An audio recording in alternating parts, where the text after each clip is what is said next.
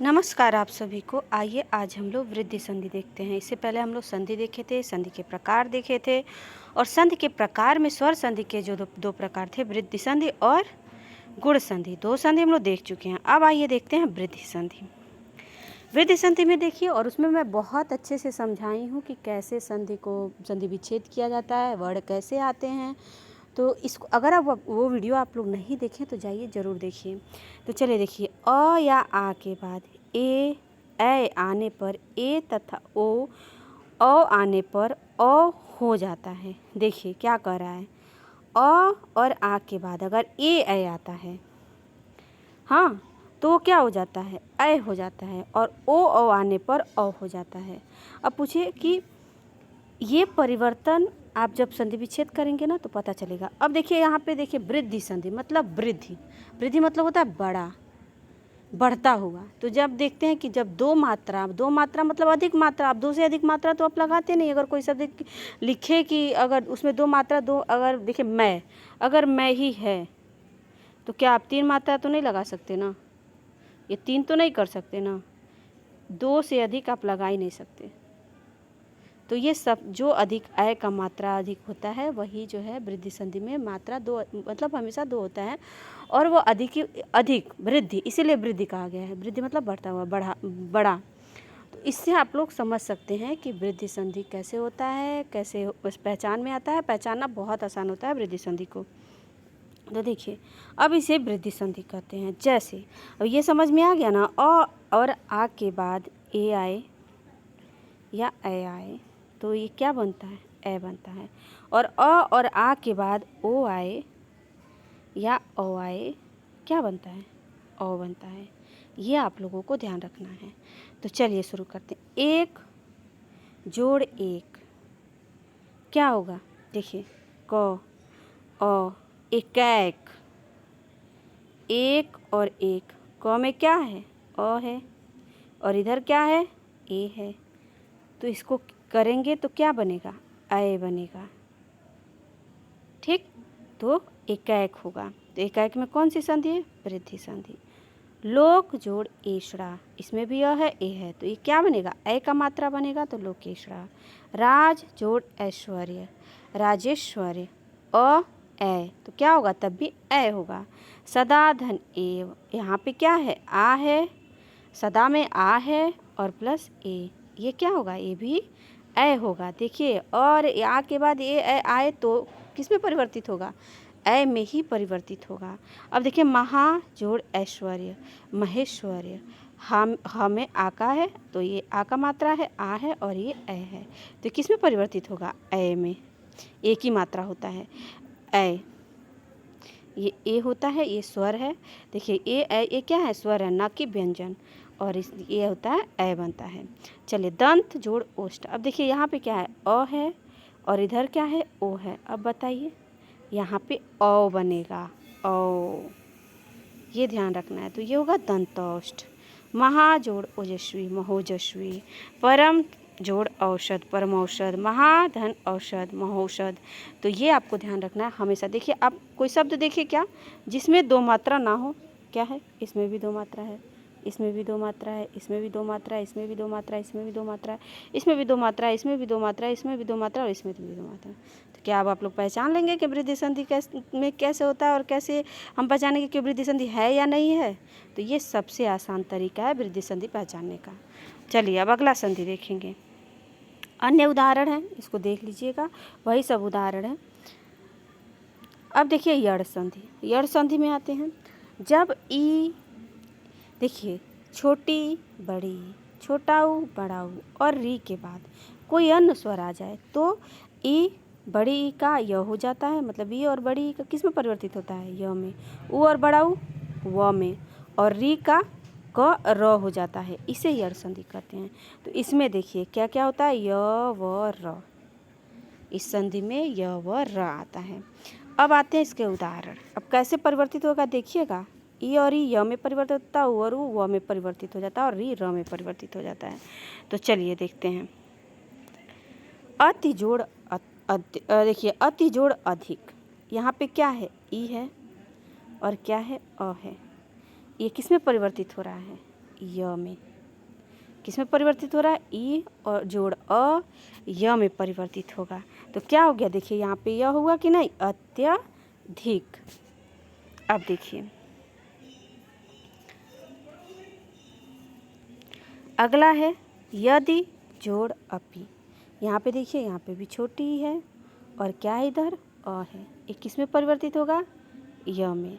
यद्यपि।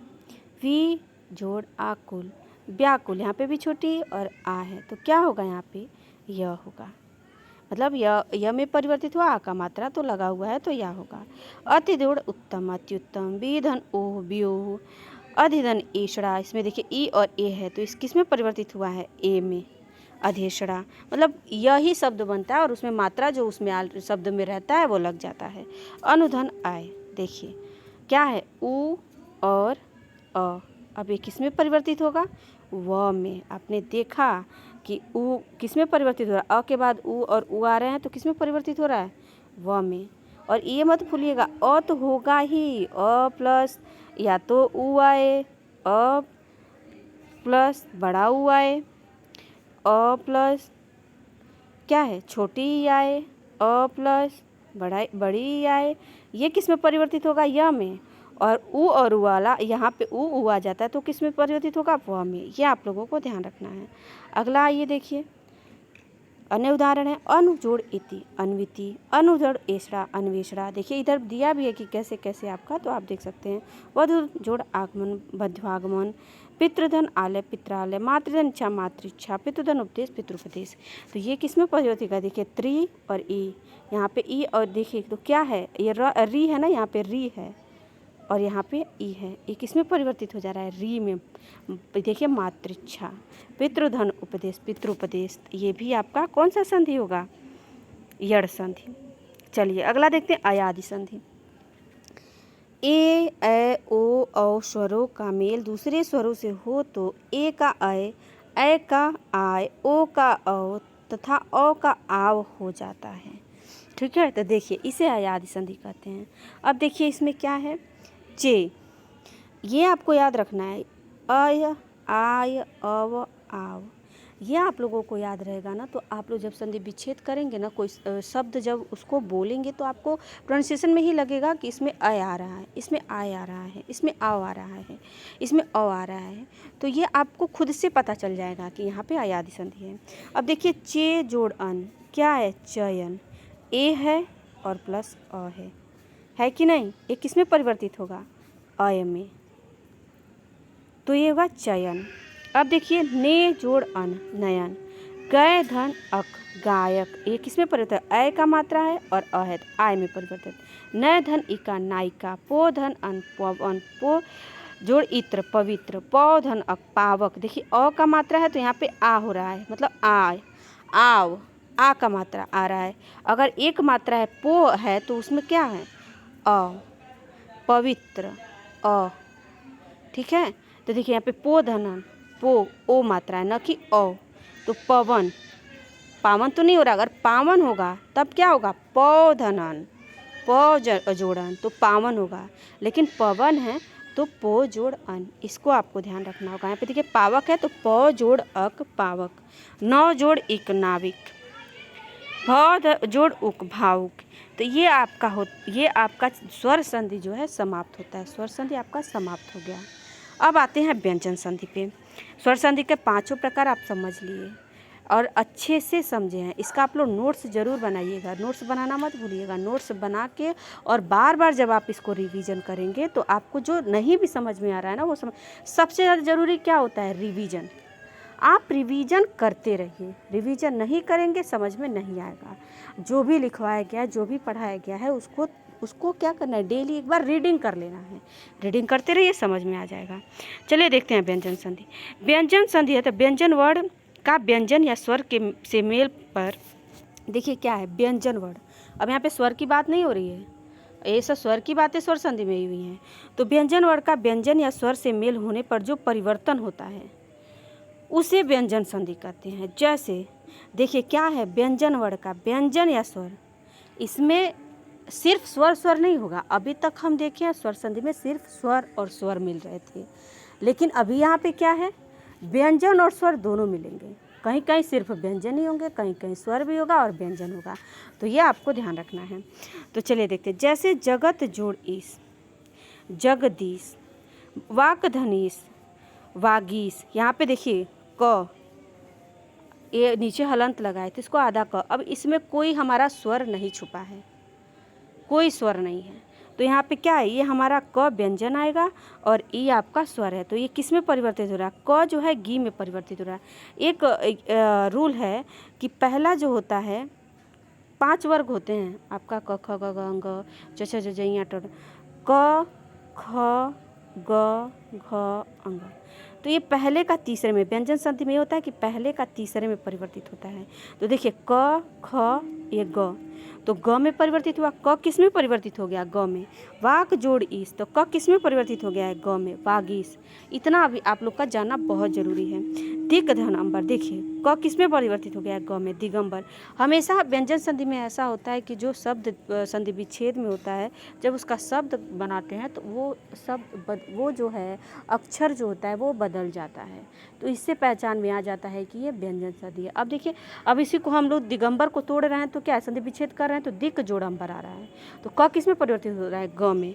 वागीस को हम संधि विच्छेद करें, वाक जोड़ ईस आ रहा है, तो ये किस में परिवर्तित हो जा रहा है, ग में, क जो है। तो ये इसलिए यहाँ पे कौन सी संधि होगी, व्यंजन संधि होगी। देखिए त भी किस में परिवर्तित हो रहा है, द में, त थ द, ये वर्ग है, त वर्ग है, त परिवर्तित हो रहा है द में, तो ये जगत जोड़ ईस, तो जगदीश। अब देखिए अगला, जगत जोड़ नाथ, जगन्नाथ। देखिए त किस में परिवर्तित हो गया, न में, आधा न। जगत, यहाँ पे त जो है नीचे हलंत लगा है तो उसको आधा त ही माना जाता है, तो जगन्नाथ। इस शब्द में जगत का त व्यंजन है, नाथ का ना भी व्यंजन है, इन दोनों के मेल से नया शब्द बना है आधा न। अतः यहाँ व्यंजन का व्यंजन से मेल हुआ है। देखिए यहाँ पे किससे मेल हुआ है, व्यंजन का व्यंजन से।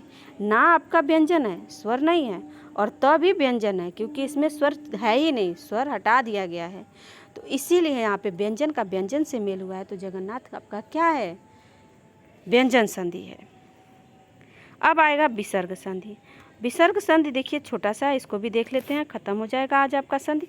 विसर्ग का किसी स्वर या व्यंजन से मेल होने पर जो परिवर्तन होता है उसे विसर्ग संधि कहते हैं, मतलब या तो स्वर से मेल हो या व्यंजन से मेल हो, ठीक है। तो देखिए कहते हैं, जैसे धनु जोड़ टंकार, धनुष टंकार। हमेशा आप जब संधि विच्छेद करेंगे विसर्ग संधि का तो विसर्ग लगा ही रहता है, तो इसके बिना विसर्ग संधि, अगर ये नहीं रहेगा तो विसर्ग संधि नहीं है, तो इसको आपको ध्यान देना है। देखिए दोह धन उपयोग, दुरुपयोग, निश्चल याद करते हैं, निह धन चल, निश्चल, निश्चल, तो ये आपका जो कुछ होते हैं ये विसर्ग संधि के उदाहरण होते हैं, और इसको आप लोग हमेशा ध्यान में रखिएगा।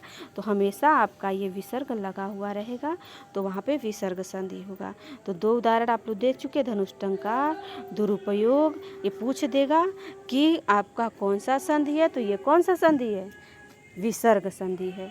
तो आज आप लोग का संधि समाप्त होता है। अगर संधि में कोई डाउट हो तो आप पूछ सकते हैं।